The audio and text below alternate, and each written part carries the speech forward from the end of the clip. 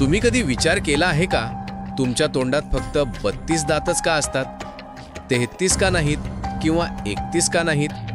पहा, दात हा काही दगड नाही. प्रत्येक दात एक जिवंत रचना आहे. वरून तो कठीण दिसतो, पण आतून तो जिवंत असतो.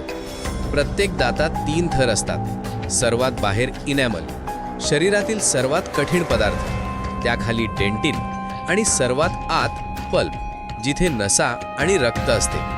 म्हणूनच जेव्हा दातात दुखते, ती वेदना थेट मेंदूपर्यंत पोहोचते.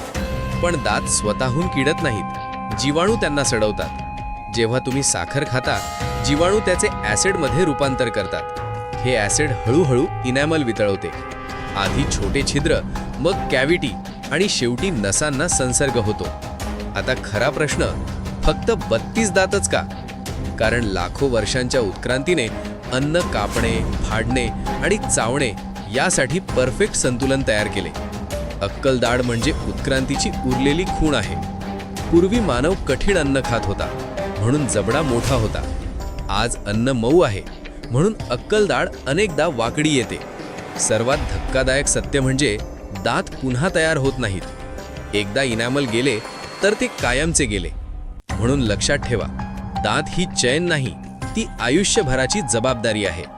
अशाच नवीन माहितीसाठी चॅनलला सबस्क्राईब करा.